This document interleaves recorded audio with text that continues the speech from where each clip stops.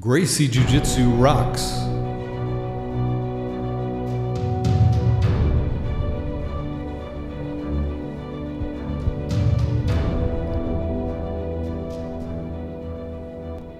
Welcome to the Gracie Jiu-Jitsu Rocks podcast, a podcast dedicated to Gracie Jiu-Jitsu and all things Gracie, including self-defense, competition, anti-bullying, women's self-defense and empowerment, nutrition, and most especially, the people involved in Gracie Jiu-Jitsu. This podcast is for the average Joe. It's for anyone who practices, trains, teaches, or just loves to talk about or hear about Gracie Jiu-Jitsu. We'll explore the lives of Gracie Jiu-Jitsu practitioners, how they got involved in the art, and what effect it's had on their lives. So buckle up and enjoy the ride.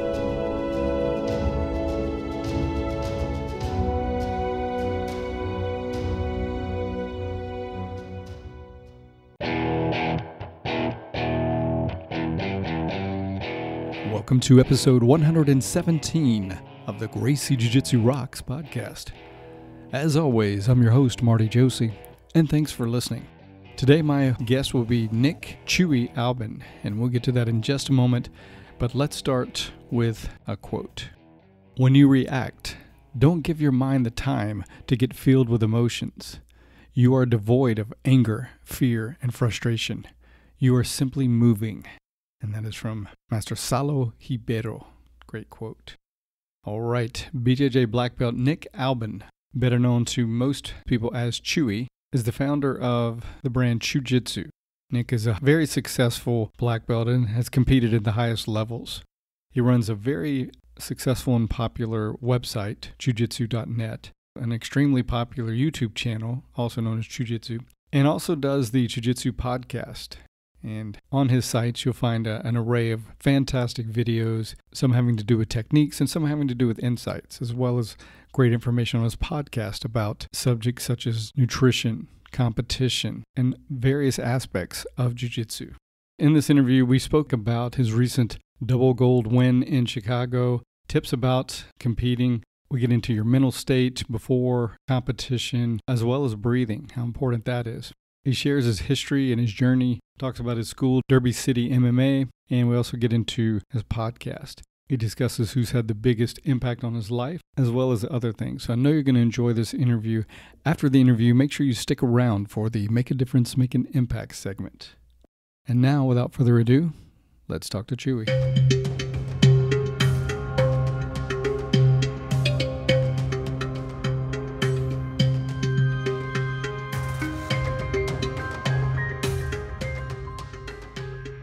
All right, I'm speaking with Nick Albin, also known as Chewy, of Jiu-Jitsu. And Chewy received his black belt from Renato Tavares, and he's the owner and head instructor of Derby City MMA in Louisville, Kentucky. So welcome, Chewy, and thanks so much for taking time to be with me today. Absolutely, man. My pleasure, and thanks for having me on. Right on. We're going to talk about your website, jujitsu.net, which is hugely popular. It has a blog, video, products, many other things, and you have a very popular YouTube channel as well. We're going to get to all that, your podcast. But let's just start off with this past weekend. You got double gold in Chicago, I believe. So tell us about that competition and what that experience was like for you. Yeah, man, Chicago was cool. It's I decided to do the tournament and have a couple of my guys do it with me. I was fortunate enough to have a pretty good performance. I took gold in my weight class, which is super heavy, in the gi day, and then the next day on no gi, because I didn't do the open on the gi day because I wanted to focus on no gi for this tournament. And then on the no-gi day, I took double gold in the no-gi. So I did my weight bracket, and then afterwards I did the open. And again, I was lucky enough to win all those brackets. And again, I say luck sometimes, and people go, oh, not luck. It's it's skill and training. And I like the definition of preparation meets opportunity. So a little bit of luck there, I think. And then I was talking to my guys that when I got back to the gym this past week, they were all kind of like, congratulating me and stuff. And the biggest thing that, they kept saying, all of them unanimously, was like, dude, like watching you compete, that was like the same stuff that you were drilling leading up to the competition. It's the same stuff you teach and, all that kind of stuff. So it was cool to be able to use those techniques in action at a high level and being able to show the students like, hey, here's me using the techniques that I show you guys. That's very cool. Very cool. Really walking your walk. I mean, what you show there on the mat with them, you're actually putting it into application. Very different than some people that, like teach certain things, but then when they get in the competition, it seems very, very different. Yeah, I mean, and the thing is, my game is incredibly simple. Like, it's not like I don't really have a very complicated game, and this is like I think one of the things that people have misconceptions on. That like, like a lot of times people will say, well, like give me a good black belt technique. And I'm like, bro, I'm using a double underpass to pass people's guard. Like, you learn the double underpass when you're a white belt, but it just takes on a new character as you get better and better at jiu-jitsu. There's new details that you figure out, and the move gets better because you get better. But it's not to say that, when you get to black belt, you instantly have to start doing really complicated or really weird stuff. You could be doing a very similar game that you've always done. You just make it better along the way. And so my jiu-jitsu game, if anyone ever watches it, a lot of times it's very, very simple and straightforward. I actually really love and respect that. But I mean, same with people like Hickson and other people, that there's certain individuals, Halter Gracie, that don't have a kind of a newfangled modern technique kind of game. It's just the foundational, the fundamentals, but really applied on such a deep level, totally honed in, and that's a really cool thing. Yeah, I mean, and I'm sure that everyone, or those guys, and myself included, I do some really funky stuff in the gym, and I like to, I play around with a lot of the quote unquote, new style or new school jiu-jitsu techniques. It's just when it comes down, push comes to shove, under the most stressful conditions, I tend to go back to the fundamentals more because they work for me. But that's not a knock of anything. It's what works best for me. But you're right, like Roger Gracie, I remember seeing him years ago, and I think that anybody from my generation of jiu-jitsu remembers this. Him going to the Worlds and choking everybody out with an X choke, the basic cross collar choke. It was insane because you're taking a technique that you learn as a white belt, and then you're using it on the highest level possible, and it's a beautiful thing to see, because it just reminds you that it's not about the technique itself, it's about the user that really makes the difference. And that's always what should be the focus, because as you get better, all your techniques will get better, even the basic stuff. So it's not so much a chase for, a new technique rather, but just overall development of your own game. Yeah, that's so true. So I think so many people get into that, caught up in that thing where I've got to have another technique, or something, completely out there, instead of, and like you said, not to say that when you're not in a competition and focusing on your A game, but if you're in the gym, it's a lot of fun to just kind of try all kinds of different things and put yourself in bad positions or try totally different kind of things. So very cool. Yeah. And you might find out that, like, maybe by trying all these different things, maybe you really do gravitate towards some of the newer stuff. And if it works for you, then that's fantastic. But, here's a great parallel, I think, of it. I get a lot of questions from people that are starting YouTube channels because of the success I've had. And people's questions often come to, what kind of camera do I need? What kind of, like, tripod, or what kind of this, that? And I'm like, it's not about that. It's about the information you're giving is so much more important than, like, the stuff that you use to record that information. I mean, you could record it on an iPhone now with the camera, and you'll be fine. And so it's kind of the same way. It's like, it's not about the technique. It's about how well you use that technique. That's really what it comes down to. And you look at anybody across the board, they have techniques that everybody sees, but they're just so darn good at using them. That's what makes them effective. Awesome. Let's continue this subject for just a little bit with the competition, because I don't compete a whole lot, but I am gearing up in a couple of weeks to do my first Master Worlds. So very excited about that. So excited and nervous. I keep trying to. It's a very interesting psychological kind of process you go through, because I keep bringing myself. I like to think I'm not about the ego, but I find myself not concerned with being injured, but just kind of humiliated. So it's funny making peace with that. Look, man, stay in the moment, stay with the process, enjoy the peak experience. Don't focus on the outcome so much. I mean, give it your all, but just enjoy the ride. And that's where I keep coming back to. But any advice for people kind of gearing up to a competition, some things to keep in mind on that process? Yeah, here's a couple things maybe to think about, just because you kind of touched on it. One is the ego. A lot of people, I think, in jiu-jitsu kind of get this, maybe not wrong, but I think they misinterpret it. Like, to me, a lot of people say, leave your ego at the door, right? And I understand what that implies. It implies, like, hey, like, you, like, be humble, right? Like, don't be that kind of person. But at the same time, everyone has an ego. We're playing in a martial art and a sport that's highly competitive. And if you don't have an ego, right? I mean, everyone has an ego whether you want to or not. It's your construction of yourself.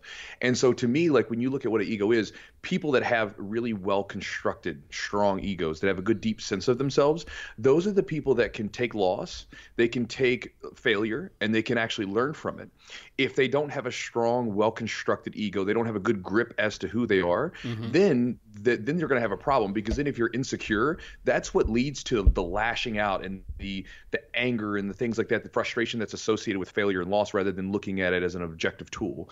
So I think that a lot of times, there's nothing wrong with having the ego. You need that sucker. Like you're going to have it one way or the other. You might as well make it work for you. So having a good deep construction of yourself in that sense is helpful.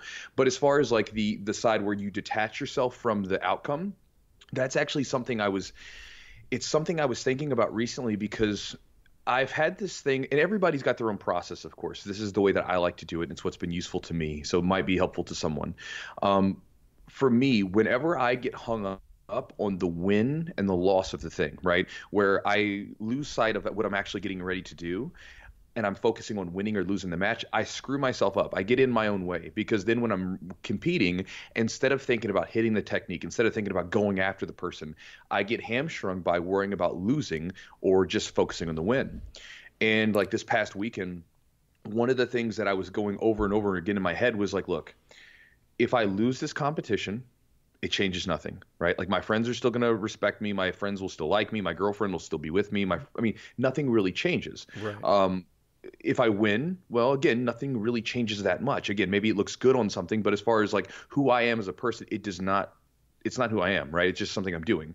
And so for me, it was like, okay, with that said, what do I derive the most satisfaction out of? I don't care about beating a person. It's not about a personal victory over this human being. It's more of like, I'm trying to stress test my techniques. I want to basically go out and say, hey, look, I'm teaching all these people how to do stuff.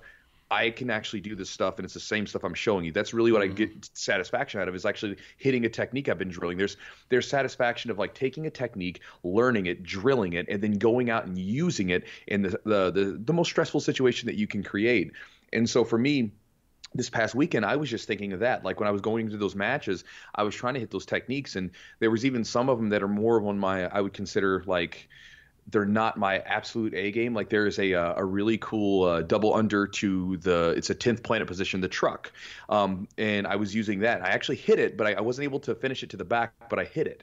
And so for me, that was exciting, because I'm hitting the technique that I'm working on. And so for me, when I can separate myself from worrying about the win and the losing, and I can just go out there and go, and then whether I win or lose, I always perform better in that mindset, because I'm not focused on what's going to happen afterwards. I'm in the present moment with this other human being, and I'm trying to come after them with whatever I have in the tank, and that always works better for me. Now, whenever I go back again to the side where I think about winning and losing, I always perform worse there. And that's me. Some other people are different, but that's for me. So for me, I just try to focus on the techniques that I'm going to hit, and that seems to be my focus. And when I focus on that personally, it helps detach me from winning and losing, and it allows me to really go out and be very technically aggressive. I like to press the pace. I like to go hard. I don't like to just sit around and stall. I really want to press the pace and go for the win. And so when I do that, if I think about the win, I won't do that. But if I'm thinking about hitting my techniques, then it just helps me keep pressing the action. Now, I really like that. I appreciate that mindset, instead of getting caught up in like this other person or whatnot. And because you can really do a number on yourself, kind of fantasizing about who that other person you're going against is, or even looking them up or anything like that. But when you keep it about yourself and your own process, your game, and your growth and development, and like you said, trying to implement some of the skills and techniques you have, that's a great way to focus. I like that a lot.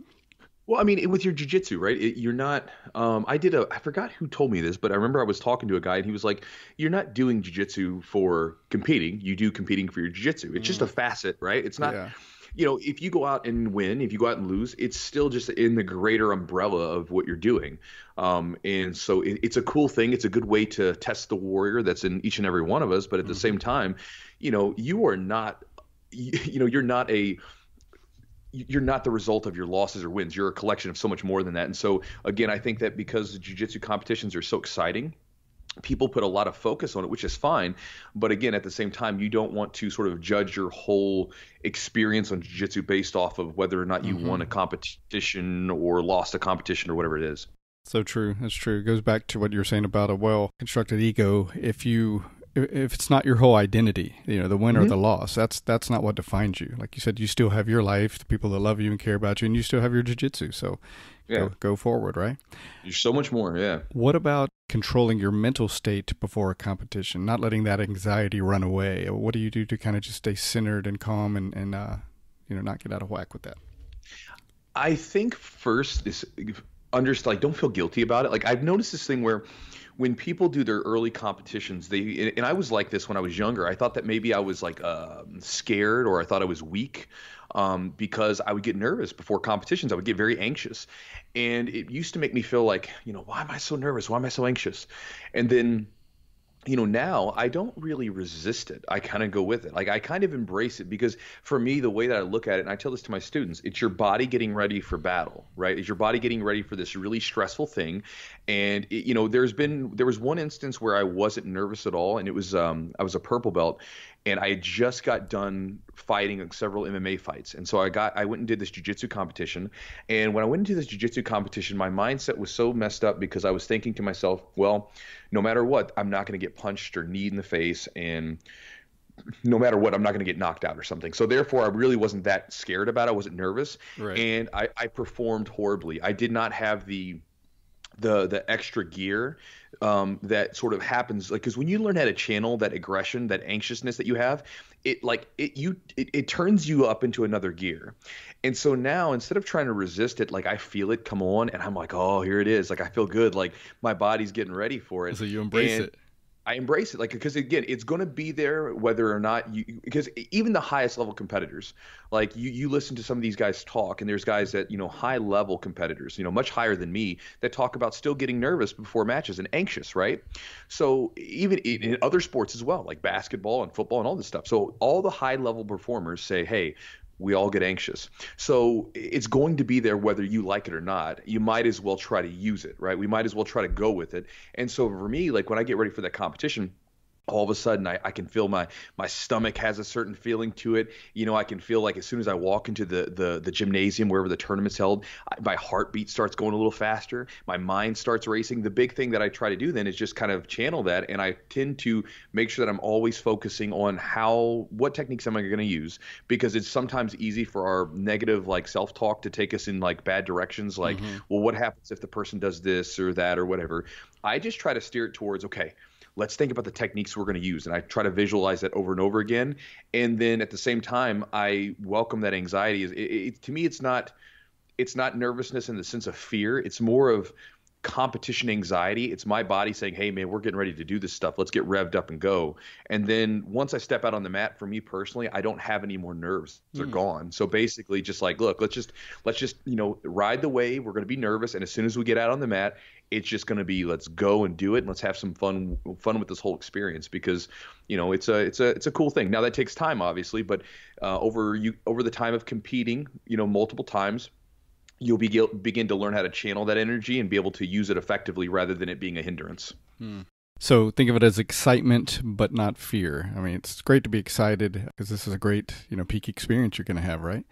Right. And you mentioned visualization. How much do you use visualization, and do you focus on breathing? Oh, incredibly, a ton actually. But like, so if anybody was there in Chicago this weekend, there was a point where on the gi day, I didn't have much time to do this because I got there and they were like already calling me up pretty early, so I had to get warmed up.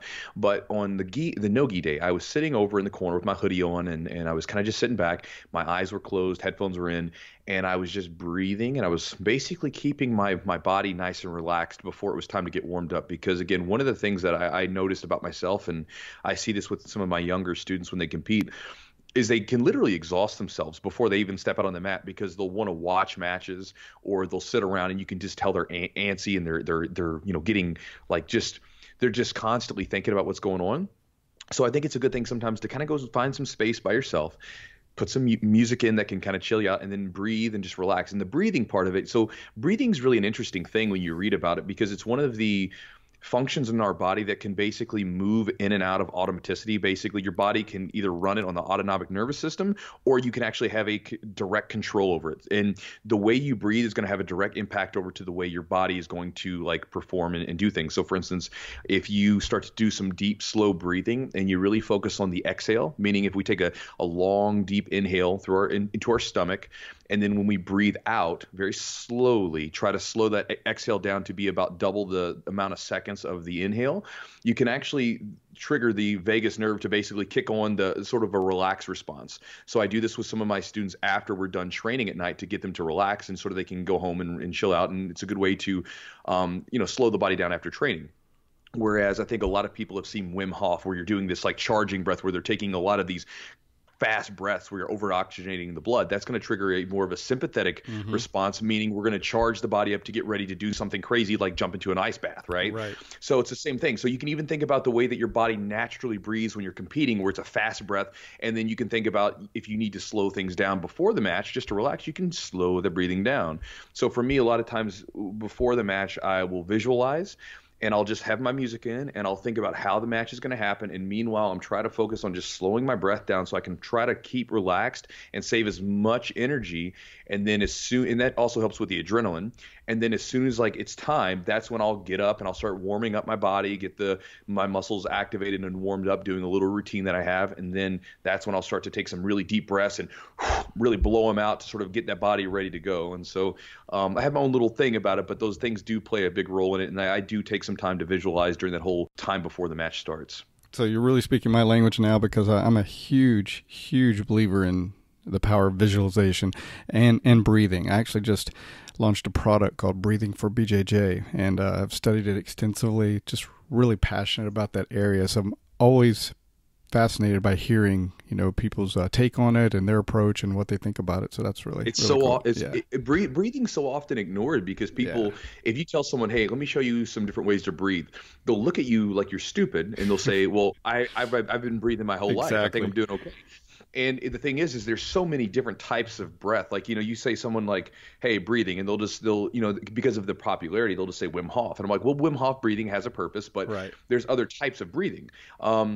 Hell, even like I don't know the correct way to say it, but holotropic breathing, holotropic breathing. Like you get into some of that stuff, and it can be pretty trippy. And you're like, and again, it's one of these things where because of where we can trigger that, we can make that vagus nerve response for the breathing. It's really interesting what you can do with your body and what kind of state you can put your body into just from the breathing. Oh man, it's amazing. I mean, you don't need any drugs. You do some of that, man, and you can certainly go as far as to get into some pretty heavy altered mental states, or just really get your stuff ready, like you said, for competition or just to relax. There's so many different things. There's so much power in breathing, and people have no idea. Like you said, they're just like, I've been breathing all my life. I don't need any help. But it's like there's one of the guys I actually was working with down in Costa Rica before. Like I had him, like, here's a funny thing, and I'm sure you've probably seen this because you're kind of into this stuff.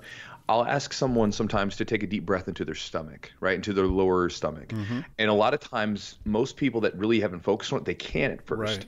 They can't help but breathe into their chest. And when you understand what that's doing, basically your body cannot really properly get into that really nice, relaxed response unless we can get a deep, long breath, and especially if you expand that stomach. But we spend so much time sitting down in chairs where our diaphragm can't expand. And then even in our social conditioning, we think that if your stomach is kind of protruding a little bit, that's somehow like unattractive. So everybody's walking around with their guts sucked in and they can't even take a deep breath. And, they wonder why their bodies are like so stressed out. And again, the stress problem, right? You think about that, like, you walk around, you're guzzling caffeine all day long, you're training your butt off at the gym, you're working hard, you're doing all these things, and then people look at, they tend to put no focus on, hey, how can I get my body to de-stress a little bit? How can I get it to go into parasympathetic and relax a little bit so that this way my body can recover better and I can be ready for the next day of hard work and everything else? And breathing is a huge component for that. So true, man. I was a stress management counselor for years for cardiac rehab for Duke Health and Medicine, and it's just amazing. Stress is one of those things where, just like breathing, where people say, yeah, I know that stress is, I should probably manage my stress or lower my stress, but they never really take it very seriously, right? It's one of those things, I should do it and I should eat better, right? But it's such a huge thing, man. It comes into play with so many conditions and diseases and just problems in our society. Stress is major. It either causes or contributes to so many different things. And it's easy to lower your stress and manage it if you put some things into practice, but it's not going to take care of itself. And if things just keep accumulating and accumulating, so lots of small things over time will just wear you down. It's like having one foot on the gas and one foot on the brake, and it just starts wearing you down. Absolutely. Yeah, and with the breathing, like you said, people tend to want to tighten their stomachs, especially for vanity, but also we've been taught that if you suck your stomach in, it's good for your abs. That's how you strengthen your abs, right? But then your diaphragm gets kind of stuck. It loses its ability to really move as it should. And people have heard diaphragm, but they really have no idea where it is or how to activate it. So it's amazing the power of doing that. But and it becomes weak. It's because it becomes weak in its ability to actually move that air through like it's supposed to. For sure. When all you're doing is sucking in your gut and doing like shallow chest breathing. Mm-hmm. Mm-hmm. And shallow chest breathing keeps you in a mild to moderate state of fight or flight. Like you said, you can't tap into that parasympathetic unless you learn how to bring that lower part of the torso in. So right, because the chest breathing if you look at someone when they're breathing in like say a competition or a fight or all that stuff, that's very like quick chest breathing because that's how your body has to breathe to get that air in. But when you're done fighting, when you're done competing, when you're done being a warrior, we need to put that down, and then you got to focus on just relaxing. So I think we can get lost in the weeds of the breathing here. Yeah. We need to move on because, like I said, I could talk about that all day. So let's change gears and talk about your history. How'd you get started in jiu-jitsu, and what's that journey been like for you? I know you did some wrestling, so just however you want to start it and tell us how that's been for you. Yeah, man. So I started wrestling when I was in high school. I was a sophomore in high school. I would have wrestled my freshman year, but I was too nervous to do it. I actually signed up for the wrestling team, and then when the intercom at high school, they announced, they said, all right, if you're interested, if you sign up for the wrestling team, go to the lunchroom or whatever. I never did because I was too nervous. And then I ended up playing in football, and then a bunch of the football players did wrestling, and so they kind of brought me over. And when I started wrestling, I don't know what it is about grappling, but when I started wrestling, I was like, I like this. Like football, I did it because I was a part of something, and it felt good to be a part of a team. But when I wrestled, I was a part of a team, but it was so much fun. I remember getting smashed. I remember being exhausted, but I was like, this is awesome. When wrestling came to an end my senior year, I had a deep void. I didn't realize it at the time, but when I look back at it, I realized the void that was there because I was kind of in a state of mild depression or some sort of funk because I was just like, man, something's missing. And soon after, I started doing jiu-jitsu because I was thinking about doing MMA fighting. That was kind of popular at the time, and so I was like, okay, I'm gonna start training to fight, and if I'm gonna fight, I need to do jiu-jitsu because I'm gonna wrestle, take them down, I need to be able to submit them. And then when I did my very first class at jiu-jitsu, I was hooked from the get-go. I started doing my first jiu-jitsu lesson the last month of high school, so it was in May of 2003, and started training. Did my first competition about 2 weeks afterwards, and it was just, I was hooked. I don't know what it is about grappling that's always drew me in, but from the moment I started wrestling, from the moment I started doing jiu-jitsu, I was just hooked on it. And, I started doing mixed martial arts and stuff like that. But really what I found was that I loved the grappling art in its purity more so than I liked mixed martial arts. That's cool. I wrestled 1 year in high school, 11th grade. I was pretty small, so I played 10th grade JV football, but I knew I was going to just warm the bench, the next few years. So I discovered wrestling, and like you, it was just like, bam, wow, this is great. I love it. And I was pretty decent. At the end of that year, they cut out the whole program, and I was like, are you kidding me? So was that when they instituted Title IX? I don't know. It was just a long time ago, and there was not much emphasis in funding where I was. I was down in the Florida Panhandle, and it was all football, baseball, basketball was the big thing. So I think it was just a funding thing. But I really loved that. Started getting in karate and some other things. And when the UFC first came out, I was, of course, amazed by that. And there was nowhere to really train, so I got the old VHSs and focused on other arts for several years, but always knew my passion was in grappling. So when I did get a chance to get back into and do jiu-jitsu, that was it, much like you. Yeah, I grew up watching the old UFCs, and when I stopped watching them for a while because they went through that dark period where you really couldn't find them. And then when I was in high school, I remember when I got into wrestling, I somehow stumbled back onto the UFC and MMA fighting and Pride and all that stuff, and I started getting into all that stuff, and then that kind of drew me back into seeing these jiu-jitsu guys, and grapplers fighting in mixed martial arts. And that's when I was like, I wanted to learn something that would go with wrestling. And I was like, I got to learn jiu-jitsu. And so I started searching. And man, young people, or people getting into jiu-jitsu now have it so much easier. I remember searching online, and this is like in 2003, and just trying to find a place to train. And it was so hard to find gyms. And I remember finding one where the guy, because I wanted to compete, he was a competitor, and got into it after that, and that was it. But yeah, the old UFCs definitely, I think for the bulk of us that were around to see him, definitely kindled this fascination with this ability to just control people that were much larger than you, stronger than you, or did the traditional kicking and punching martial arts that used to seem so cool back in the 80s and early 90s. Yeah, all the 80s martial arts movies had the spinning kicks and this cool stuff. Great action, right? It was fun, but the UFC pretty much said, "Hey, this is the real deal, man." Yeah. It was yeah, I remember as a kid growing up, like loved all the ninja movies and all that stuff, all the kicks and punches. And then you would see you'd see the grapplers come into it, and it was jiu-jitsu originally, and then you had like Dan Severn and Mark Coleman with wrestling. Yeah. And you were just like, so these grapplers basically can take all these guys that were punching and kicking and just the wrestlers would pound them, and the grapplers or the jiu-jitsu guys, they choke them out and they arm lock them, and that's it.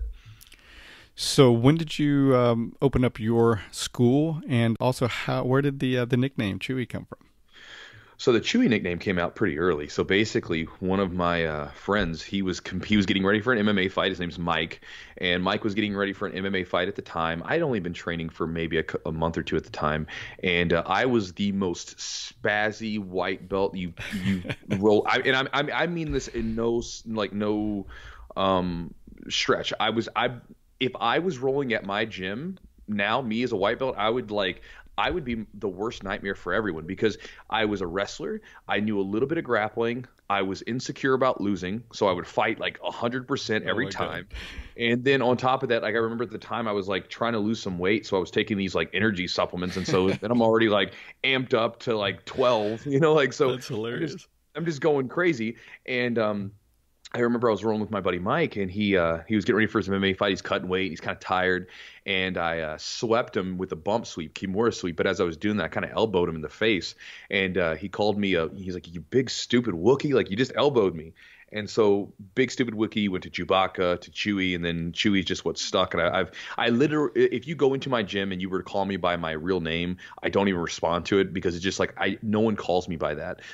So like even in tournaments, my girlfriend will be there with me, and she'll like try to get my attention, and she'll actually have to call me by Chewy, because I'm in a jiu-jitsu setting. My name just doesn't have the response anymore. And then the second question, the gym. So it's weird. So I originally opened up a different gym way back in the day, back in 2007 with my first coach. And then we had a disagreement, and then I left, and I came out to Derby City MMA, which was already open. And a good friend of mine had started running it. What happened is in 2009, my coach, he had to leave he had to start getting ready to leave because his wife got a job. She worked for Brown Foreman, and so she had to go leave and do these assignments. And basically, she was making some good money, and so they had to go leave to Mexico, and so he had to leave. And so he sold the gym to a friend of mine who became a business partner. And then I was the head coach, and he was running the sort of the front end, the sales stuff, and all the memberships and all that stuff. And then that was when it started. So in 2009, I became like the head coach, and then in 2010 is where I really jumped in full time and basically made my sole money from that thing, from the business. Nice. And you guys offer quite an array of arts and modalities there: boxing, MMA, kickboxing, strength and conditioning, the full game, as well as jiu-jitsu. Yeah, so we do jiu-jitsu. Jiu-jitsu is our biggest thing, but we do offer like some boxing, kickboxing. We've got some good coaches that do that. We offer strength conditioning, and my business partner Joe, he does a great job with that, and he runs that, and so that's focused on mostly like getting people stronger and correcting muscular imbalances and things like that. And he does some good work there. So let's talk a little bit about your very popular YouTube channel as Sure. well as your podcast. Tell us a little bit about each of those. Oh man, I don't. You'd have to ask a specific question. So I've got the YouTube channel, and I do everything from you can watch me roll, you can see me answer Q&A videos. Some of them are technique videos. Sometimes I just post random blurbs that ideas that I think might be useful to people, and then just everything in between. And then the Jiu-Jitsu podcast I started with my buddy Eugene. He also has a YouTube channel called the Jiu-Jitsu Therapist, and he's a physical therapist. He's one of my brown belts, and so he was running a podcast, and I figured we could just do it together so it would be more fun. And we sometimes we just do chats where him and I are talking, and then sometimes we bring on guests where we have people and we can just talk to them, and we run it pretty free form. We don't really. My biggest thing is when we do the podcast, I just want to chat with people. Mm-hmm. It's fun to have just a genuine conversation with someone, and just to go and talk, like with no real reason to do it. You're just kind of like getting to know the person a little bit deeper and sort of seeing how they do things, and I find that fun. So we just get people on, talk to them, or sometimes we'll just share ideas that we think might be useful to people with their training or whatever else. Yeah, and I've really enjoyed those. Everything from diet and nutrition to strength and conditioning to jiu-jitsu topics. Really cool stuff. And your YouTube channel, very popular. I love your videos. In fact, just featured the audio part of your video called "The Enemy Within" as the last segment on my last episode. So love that, cool. and I love the array. Everything from technical stuff to just philosophical. Very cool. Why do you think, or what do you think's made you and your channel as well as the other endeavors so popular, Nick? Why do people respond to you so much? I don't know. I mean, I don't. So the videos came about because what was happening is I started doing some of the videos. It all came from a place of I was kind of really doing them for my guys at the gym. So my guys at the gym, because that's where I was, that was my business and stuff. And I had these guys and I wanted to help them out. So I started filming some techniques, and then I was watching some of my guys come in, and they were like drilling. They would quote in our private Facebook group, they would say, yeah, who wants to get together at X time and do some drilling. And so you'd see people drilling. And then one day I came in there and I watched one of these quote drilling classes or drilling sessions that these guys were doing, because it wasn't really a class. And when they were there doing it, they would just they would mess around for a bit and they'd start rolling. And I was like, this is not drilling at all. This is just more rolling. Like it's fun, but it's not going to contribute itself to like a deeper understanding of that technique or more effectiveness with that technique. It's not going to sharpen that weapon. Right. And so I started putting up drill videos for people. So this way they could look at the drill videos, and if they came in, there's like 5 to 7 drills that they could do with their partners, and they could develop some good muscle memory, that kind of thing.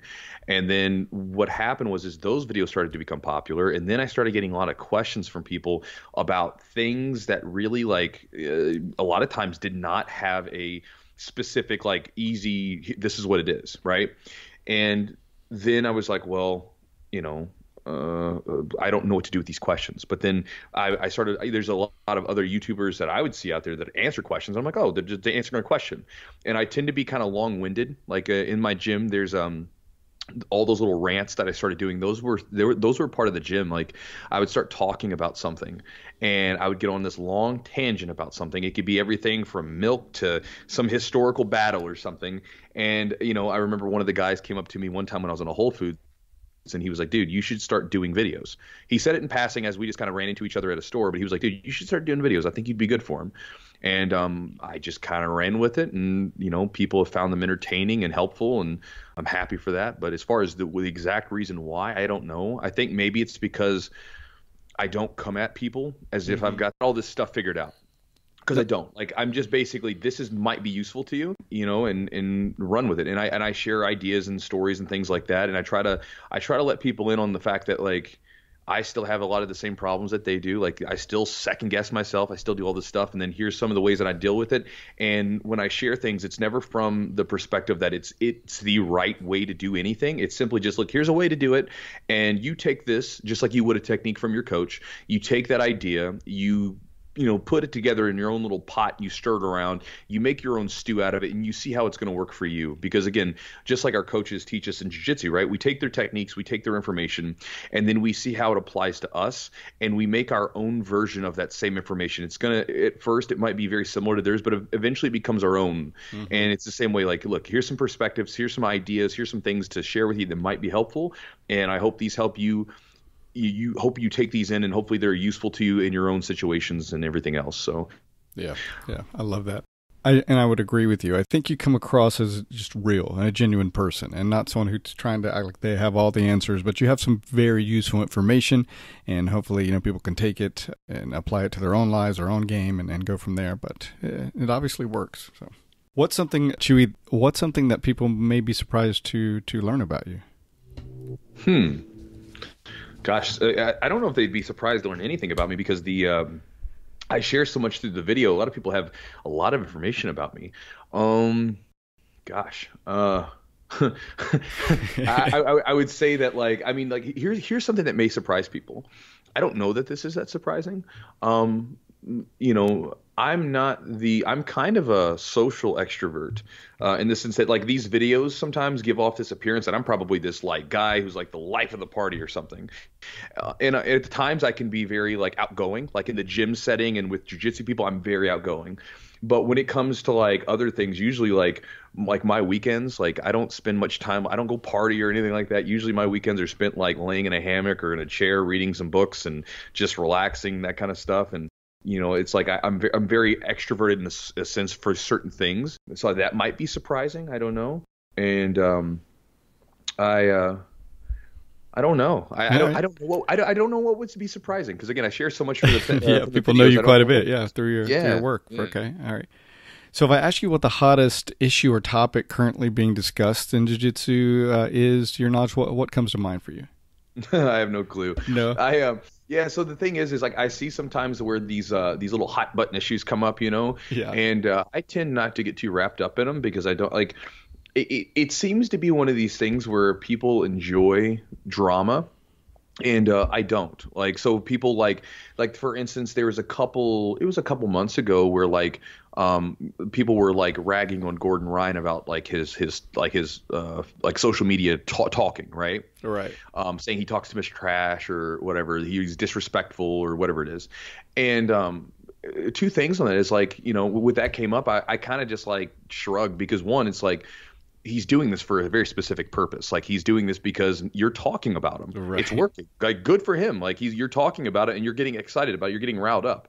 But the second thing is if you've ever seen this guy, I mean, maybe he's different to some people, but I've seen people come up to him literally in tournaments and, like, ask him for pictures and do all sorts of things. And he, like, drops whatever he's doing. He's like, yeah, let's take a picture, like, and to me, it's like, so it's like, it's just, he's putting on a performance to get people's attention, and it's working. And you guys are getting upset about this stuff, but at the same time, like, it's working, it's just this thing where people, they enjoy that drama, whether they act like it or not. They enjoy it. They might say that they're angry at him or whatever, but people enjoy it. That's why they're talking about it.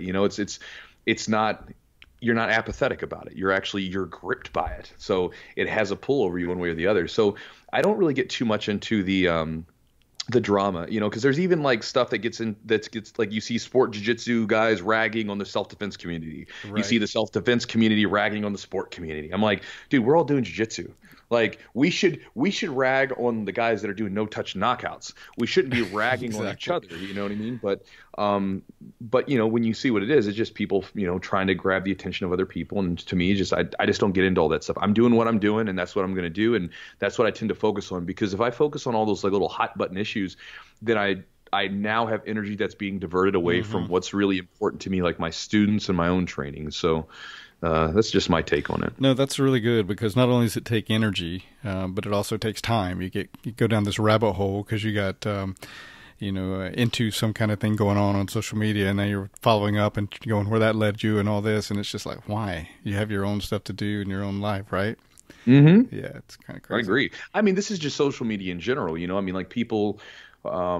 You see all these different hot button issues. It's a new issue every single week, right? Like, the media will come out with some thing to grab the attention, and then after it stops getting clicks and stops getting views, then they'll move to the next one and the next one and the next one, and people get riled up for the next one, they get riled up for the next one, and it's just, to me, it's like you're allowing yourself to get pulled by the strings, through this drama that these people are artificially creating. And sometimes there's some use to this, because obviously sometimes there are real issues.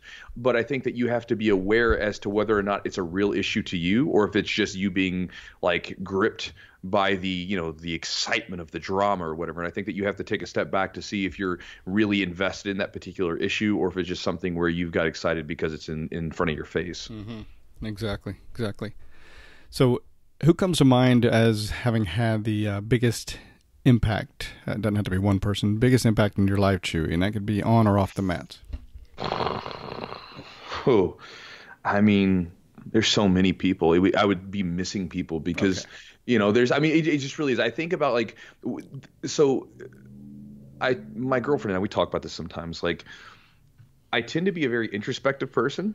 And then when you really dig into yourself, right? Like, because I'm like, I try to look at myself and like really dig deep into figuring out like who I am, and figure out like how I tick, like what kind of like in what kind of mistakes I make as a person, what kind of horrible sides I have to myself as a person, but also figuring out like how did I get to where I am, and who made me how did I get to become who I am. And when you look at that, you realize that there's all these little things along the way, everything from like my wrestling coach. I mean, like one of my wrestling coaches, he said this in passing. He said, "Hey, listen," he's like, because we were running stairs. It was our last practice of junior year.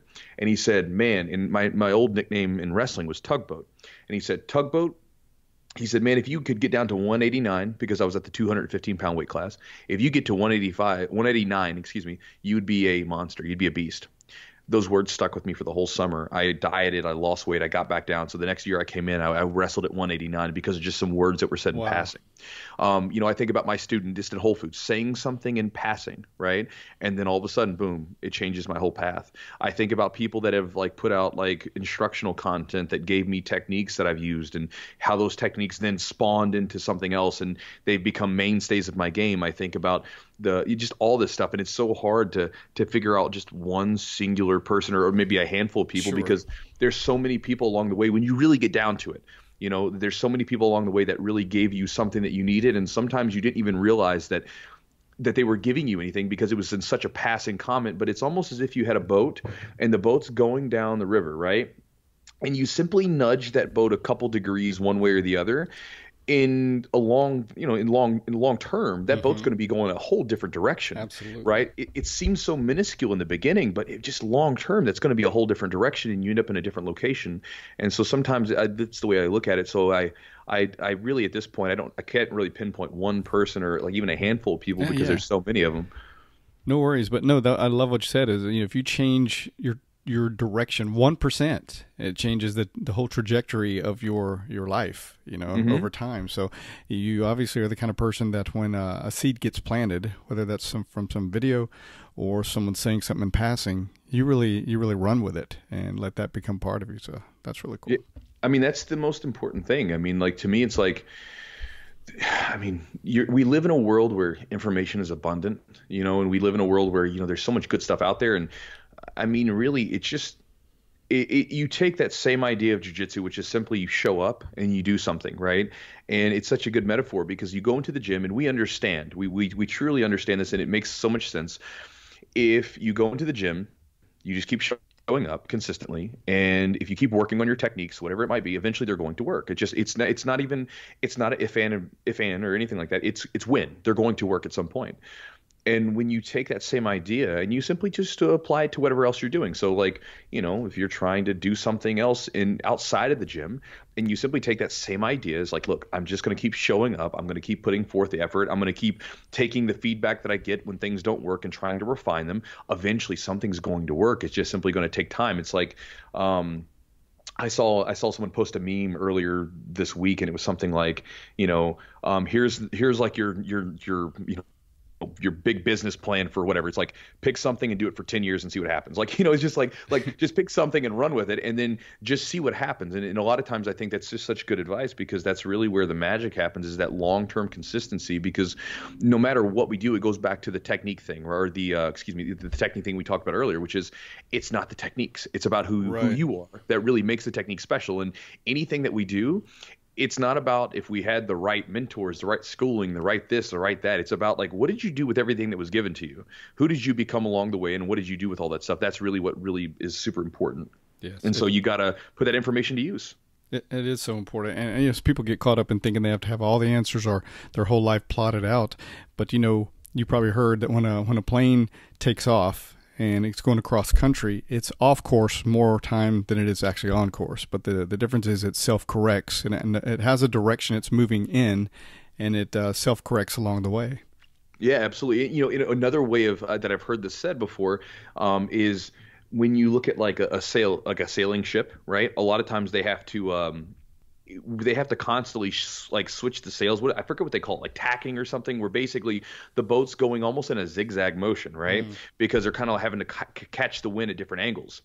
But if you were to go up super, super, super high up at and look down on it, it would look like a straight line. But when you get down in it, you're constantly changing directions and different angles and everything else. And so it's the same thing. Like, in the moment, while you're in it, sure, things might look a little crazy. You don't know where you're going sometimes. But when you get through it and you look back at things, and I'm sure just because, talking to you, right, like you've had some different things in your life that you've done, it was probably crazy during it, but you probably look back on it and it probably has almost this really smooth sounding narrative to it because it all sort of worked out. And I think that sometimes, we want to have things figured out, but you're simply not going to. So things are going to have to adjust from time to time. And so when they do, you just kind of run with it. Yeah. It all makes us who we are in the long run, right?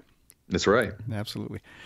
All right, Chewy, as we are coming to a close, tell people how they can find you, your website, and we'll go from there. All right, man. So if anybody wants to find me, see what I'm up to, you can obviously go to chujitsu.net. You can check the website. You can go to Chujitsu, put in go to YouTube and put in Chujitsu. You can find me on Instagram at Chujitsu. Everything's Chujitsu. So you can just find me there and, see what I'm up to and, hopefully enjoy the videos and the information I put out. And yeah, that's about it, man. And the website has everything from products, shirts, instructionals, your blog, and it even has some ebooks that they can download, right? Correct. Yeah. So I have a couple of free ebooks that I give away, which is one is on some ideas on drilling. Another one is on a game plan, basically just kind of giving people an idea of my personal game plan and then how they could make one up if they were getting ready for a competition. And then the other stuff is just they got a blog and then all that other stuff that they can check out and just kind of dive into it and see if anything's useful to them. Right on. Well, man, much respect for you. You're certainly making an impact on people and really respect what you're doing. So thanks very much for taking the time to talk to us today. And I wish you a long, healthy, happy life. Keep doing what you're doing, brother. Thanks, brother. Good talking to you. All right. Take care. Take care, man. All right. Really enjoyed that conversation with Chewy. What a very interesting person he is. Let's go ahead and do the trivia question for the t-shirt giveaway. All right. During the interview, Chewy said, regarding breathing, what nerve kicks in the relaxation response? What nerve is responsible for kicking in the relaxation response when breathing? If you know the answer, be the first one and contact me by email at GracieJujitsuRocks@gmail.com. Or you can instant message me on Facebook on the Gracie Jiu-Jitsu Rocks page. All right, this episode is brought to you by Breathing for BJJ. And Breathing for BJJ is a 31-day online video program that I spent 2 years in developing, and it's designed to transform your jiu-jitsu experience. There's nothing more important than your breathing. It makes a profound difference in your jiu-jitsu experience. Optimizing your breathing takes your jiu-jitsu experience to a whole new level and has a huge impact on your performance. Learning to regulate your breathing can completely transform your jiu-jitsu experience. Being able to slow your breathing down when you need to, create energy when needed, breathe when in uncomfortable positions and situations, and to find the calm within the chaos are skills you need to master to create and achieve the optimal jiu-jitsu experience. This program uses a biomechanical approach to actually target and strengthen your specific breathing muscles, creating efficiency and effectiveness in your functional capacity to breathe. It's time to make breathing the foundation of your BJJ. And since launching this program, it has been extremely popular, and I've decided to do an affiliate program for the program. So if you're a fan of the Breathing for BJJ program and would like to be an affiliate and put some money in your pocket while spreading the word about this awesome program, shoot me an email at breathingforbjj@gmail.com. Up next is the Make a Difference, Make an Impact segment.